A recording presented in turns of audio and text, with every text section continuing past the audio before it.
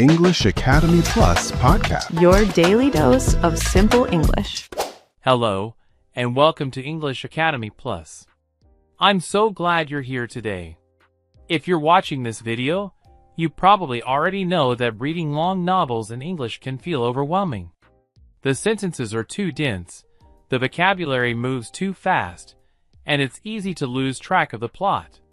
But there's a better way to build your reading and listening skills without the stress. Today, I'm going to share a simplified, learner-friendly version of a classic English adventure story. We won't be reading the entire original book. Instead, I've carefully rewritten the narrative using clear, natural English that matches intermediate listening and comprehension levels. The story will be told slowly, with deliberate pacing, so your brain has time to process the grammar, vocabulary, and sentence rhythm. After the story, we'll move into a targeted vocabulary section. I won't just give you definitions. I'll show you exactly how each word appears in the story, how it's used in everyday conversation, what other words naturally pair with it, and how to pronounce it smoothly. Then, we'll practice together using a technique called shadowing. Shadowing means you listen, pause, and repeat the exact rhythm and stress of native speech. It's one of the fastest ways to improve your pronunciation, fluency, and listening comprehension. Here's how to get the most out of this video. First, watch. Listen to the story without stopping. Focus on the overall meaning, not every single word. Second, watch. Turn on subtitles if you need them. Notice how the sentences flow. Vocabulary section. Pause after each example. Say it out loud. Record yourself if possible. Shadowing drills. Repeat exactly what I say, matching my speed, stress, and intonation. Review. Come back tomorrow and watch the vocabulary section again. Spaced repetition locks words into long-term memory. You don't need to be perfect. You just need to be consistent. English isn't learned in one session. It's built through repeated exposure, active practice, and real context. And stories provide the best context of all. So grab a notebook, find a quiet space, and let's begin our journey to a forgotten coast, a hidden map, and a lesson in courage, loyalty, and survival. This is the Island of Hidden Gold. Long ago, near a quiet fishing village that rested against the edge of the Atlantic, there stood a small coastal lodge. The building was weathered, with salt-stained wood and a roof that leaned slightly toward the sea. It was not a grand hotel. It was a modest place where travelers could rent a room, share a warm meal, and listen to the sound of the waves. A teenager named Leo worked there with his mother and father. Life at the lodge moved slowly.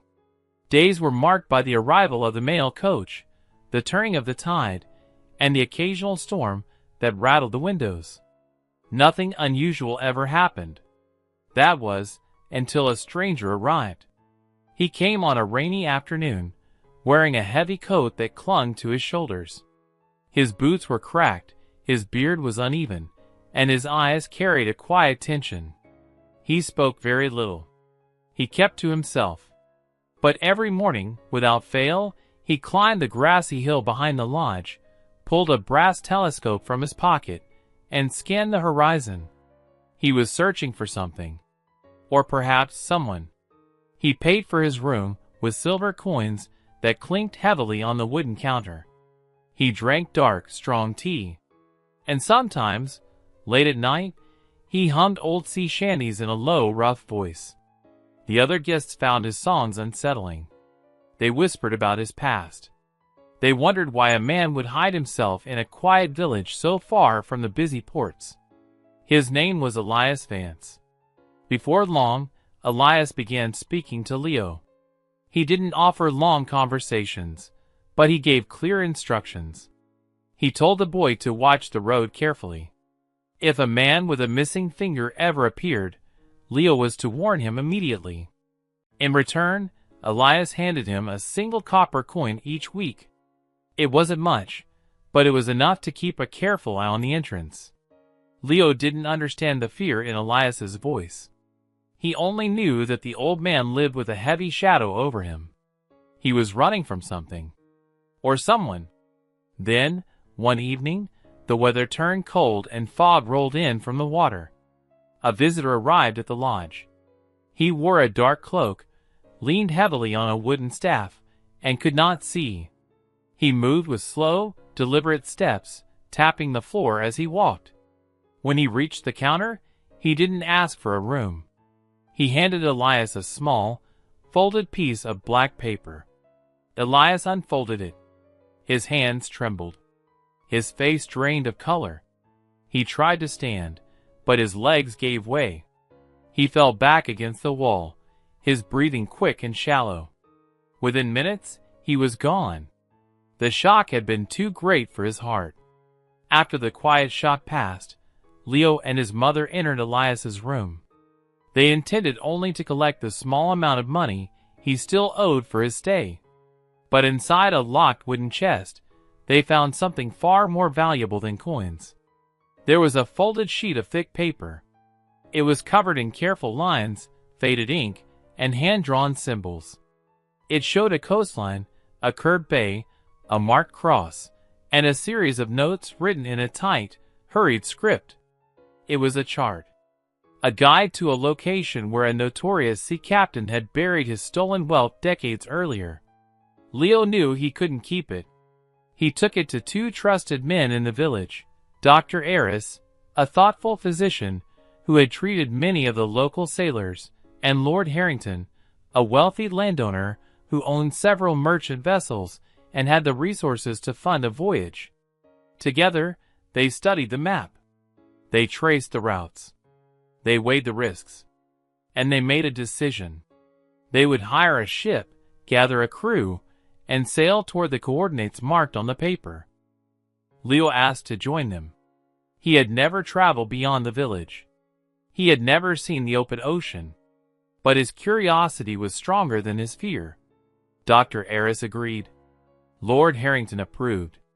And just like that, a quiet teenager became part of a real expedition. Within weeks, a sturdy sailing vessel named the Morning Star was prepared for departure. It had strong wooden hulls, wide sails, and a hold stocked with food, water, and tools for months at sea. The man chosen to command the ship was Captain Vance, a disciplined leader known for his sharp eye, calm voice, and unwavering commitment to order. He ran a tight ship. He expected respect, but he also offered fairness in return. Leo was assigned a role as a junior cabin helper. His duties were simple: carry messages, organize supplies, and assist the crew when needed. He wore a plain wool coat, learned the names of the ropes, and tried to memorize the rhythm of the deck. He felt proud. He felt alive. Among the crew was a man named Silas Reed. He worked as the ship's cook. He moved with a slight limp, relying on a carved wooden stick for balance. Yet he was quick, cheerful, and endlessly talkative. He shared stories of distant ports, strange weather patterns, and the habits of seafaring animals. A bright green parrot often rested on his shoulder, repeating short phrases in a sharp, metallic voice. Everyone liked Silas. He made long days feel lighter. He made hard work feel easier. But appearances can hide truth. One afternoon, while the ship rested near a cluster of rocky islands, Leo climbed into a large storage barrel to escape the midday heat. He didn't expect anyone to come near. But soon, voices echoed above him. Silas was speaking with several other crew members. Their tone was different. Lower. Sharper. Filled with quiet planning. Leo listened carefully. What he heard changed everything. Silas and nearly half the crew were not ordinary sailors. They were former outlaws. They had joined the expedition with a secret agreement. Once the treasure was located, they would seize control of the ship, remove the captain and his loyal men, and claim the wealth for themselves. They had waited patiently. They had acted friendly. But their loyalty was a performance. Leo sat in the dark, his breath shallow, his heart pounding. He stayed perfectly still until the footsteps faded. Then, he slipped out of the barrel and made his way to Captain Vance's cabin. He shared everything he had overheard. The captain listened without interrupting. When Leo finished, Captain Vance thanked him quietly. He knew what this meant. They were sailing into danger. They had to prepare. They had to stay alert. They had to trust only those who had proven themselves. After many days of steady sailing, the horizon finally broke into a new shape. Green hills rose from the water. Dense trees covered the slopes. Rocky cliffs framed a narrow bay. The air smelled of pine and damp soil. They had arrived. The ship dropped anchor. Small boats were lowered. Groups of men rowed toward the shore. Leo stepped onto the sand, feeling the weight of the moment. This was the place from the map. This was where history had been buried. At first, the island felt peaceful. Birds called from the canopy. Wind moved through the leaves. But peace on an island like this is never permanent. While exploring the edge of the forest, Leo wandered away from the main group. He followed a narrow trail, stepping over fallen branches and smooth stones. Suddenly, a voice spoke from behind a cluster of rocks. "Careful where you step, boy!" A man emerged. His clothes were faded, his hair was long, and his skin was weathered by sun and salt. He had lived alone on the island for years, left behind by a previous crew that no longer wanted him. He survived on wild fruit, trapped fish, and rainwater. He spoke slowly, choosing each word with care. He introduced himself as Elias's former companion, a man who had learned hard lessons about greed, loyalty, and survival. He told Leo something crucial. The treasure had already been found. It was never where the map pointed. The original captain had moved it before his death. The real cache was hidden in a narrow cave system near the northern ridge. The man offered to guide them, but only if they promised to bring him back to civilization. Meanwhile, back at the shore, the situation grew tense. Silas and the disloyal crew members revealed their true intentions. They demanded the map. They took control of the small boats. They cut off the loyal group from the main ship. Captain Vance, Dr. Eris, Lord Harrington, and a handful of faithful men retreated to an old wooden shelter near the tree line.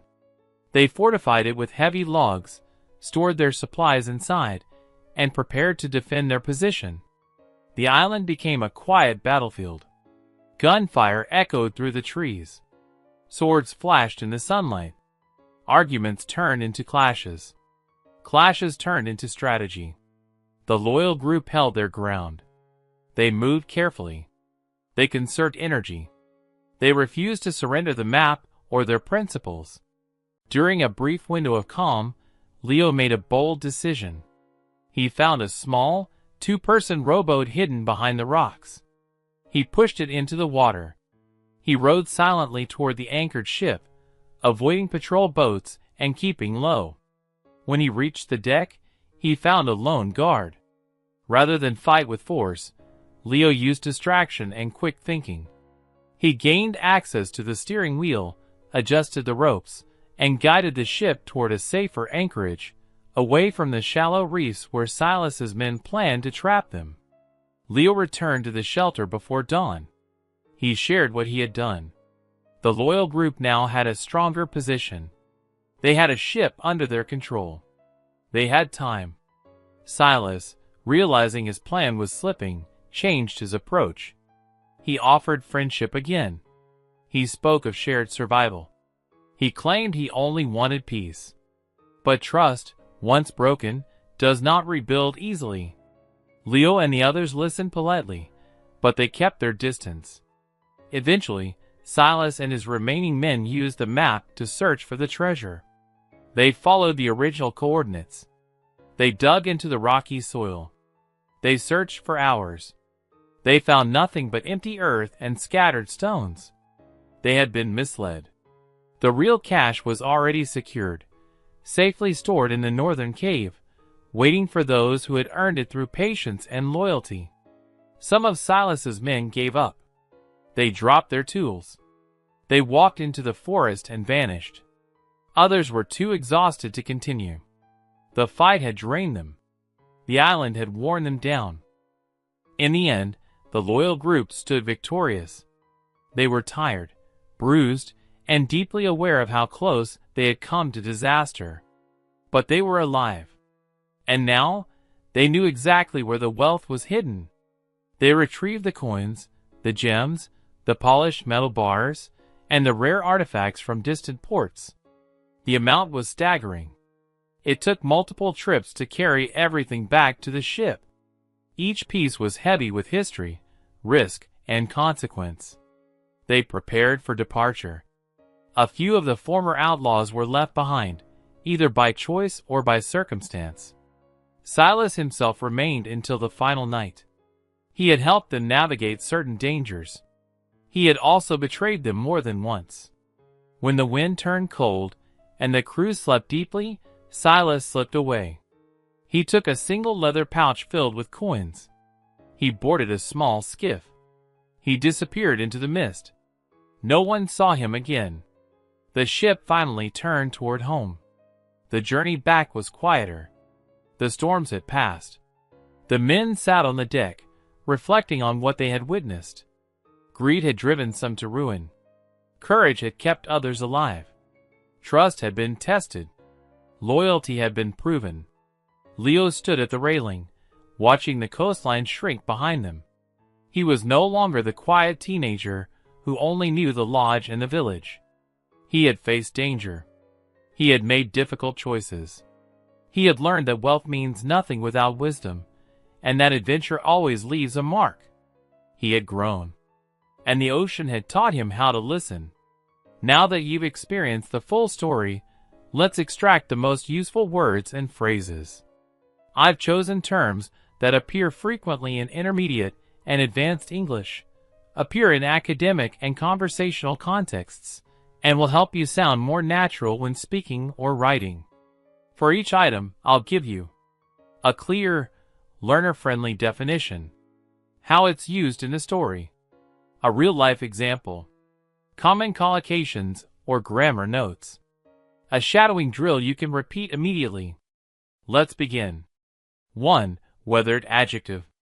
Meaning, worn down by long exposure to wind, rain, or sun. Often used for wood, buildings, or skin. Story context. The building was weathered, with salt-stained wood and a roof that leaned slightly toward the sea. Everyday use. We bought a weathered wooden bench for the garden. It already looks like it's been there for decades. Grammar/collocations. Weathered wood, weathered face, weathered hands, heavily weathered. Shadowing. The old fence looked weathered after years of heavy rain. 2. Deliberate adjective. Meaning, done consciously and intentionally. Not rushed or accidental. Story context. He moved with slow, deliberate steps, tapping the floor as he walked. Everyday use. She made a deliberate choice to study every evening instead of watching television. Grammar/collocations. Deliberate action, deliberate pace, deliberate decision, highly deliberate. Shadowing. He spoke in a calm, deliberate voice so everyone could understand. 3. Coordinates noun. Meaning, a set of numbers used to locate a precise position on a map or globe. Story context. They would hire a ship, gather a crew, and sail toward the coordinates marked on the paper. Everyday use. If you enter the exact coordinates into your GPS, it will guide you straight to the trailhead. Grammar/collocations. GPS coordinates, map coordinates, share your coordinates, precise coordinates. Shadowing. The rescue team followed the coordinates to reach the stranded hikers. 4. Expedition noun. Meaning, a journey with a specific purpose, usually involving exploration, research, or discovery. Story context. And just like that, a quiet teenager became part of a real expedition. Everyday use. The university organized a scientific expedition to study coral reefs in remote waters. Grammar/collocations. Join an expedition, lead an expedition, expedition team, costly expedition. Shadowing. They packed supplies carefully before starting the mountain expedition. 5. Disciplined, adjective. Meaning, able to control your behavior, follow rules, and stay focused on a goal. Story context. The man chosen to command the ship was Captain Vance, a disciplined leader known for his sharp eye and calm voice. Everyday use. She is highly disciplined about her morning routine, even on weekends. Grammar/collocations. Highly disciplined, disciplined approach, disciplined mind, remain disciplined. Shadowing. Success usually belongs to those who stay disciplined over time. 6. Fortified, verb/adjective. Meaning, strengthened against attack or damage. Often used for buildings, positions, or defenses. Story context. They fortified it with heavy logs, stored their supplies inside, and prepared to defend their position. Everyday use. The community fortified the shoreline with concrete barriers before the storm arrived. Grammar/collocations. Fortified position, heavily fortified, fortified with, fortified walls. Shadowing. They fortified the cabin with extra locks and reinforced windows. 7. Anchorage, noun. Meaning, a safe place where a ship can drop its anchor and rest. Story context. He guided the ship toward a safer anchorage, away from the shallow reefs. Everyday use. The captain radioed ahead to confirm the best anchorage for the night. Grammar/collocations. Safe anchorage, drop anchorage, secure anchorage, coastal anchorage. Shadowing. We found a quiet anchorage where the water was calm and deep. 8. Misled, verb, past participle of mislead. Meaning, given false or incorrect information, led in the wrong direction. Story context. They had been misled. The real cash was already secured. Everyday use. The advertisement misled customers by hiding the extra fees in small print. Grammar/collocations. Easily misled, deliberately misled, misled by appearances, feel misled. Shadowing. He realized he had been misled by rumors and checked the facts himself. 9. Staggering, adjective. Meaning, extremely large or surprising, difficult to believe because of the size or amount. Story context. The amount was staggering. It took multiple trips to carry everything back to the ship. Everyday use. The company reported staggering profits after launching their new product. Grammar/collocations. Staggering amount, staggering cost, staggering success, absolutely staggering. Shadowing. The number of applications was staggering, so they extended the deadline. 10. Slipped away, phrasal verb. Meaning, left quietly or secretly, often without being noticed. Story context. When the wind turned cold and the crew slept deeply, Silas slipped away. Everyday use. During the long meeting, he slipped away to make an important phone call. Grammar/collocations. Slipped away quietly, slipped away unnoticed, slipped away early, time slipped away. Shadowing. She didn't want to disturb anyone, so she slipped out through the back door. You've now heard the full story. Study 10 high-value vocabulary items and practice repeating natural English rhythms. But shadowing only works if you do it intentionally. Here's how to turn this video into a daily habit. Listen once without speaking. Let your brain absorb the flow. Listen again with subtitles. Notice how punctuation matches pauses. Shadow in short bursts. Repeat one sentence at a time. Match my stress. Copy my speed. Don't worry about perfection. Worry about rhythm. Record yourself. Play it back. Compare. Adjust. Your ear will improve faster than you expect. Use the words actively. Write 3 original sentences using each vocabulary item. Say them out loud. Context locks memory. English fluency isn't about knowing every word. It's about recognizing patterns, trusting your ear, and practicing consistently. Stories like this give you both grammar and emotion. Vocabulary drills give you precision. Shadowing gives you confidence. If you found this lesson helpful, let me know which part challenged you the most. Was it the pacing? The new words? The shadowing rhythm? Drop a comment. I read them, and I design future episodes based on your feedback. In the next video, we'll explore a different genre. We'll practice dialogue-heavy narration, focus on conversational connectors, and build your ability to follow fast-paced, natural speech.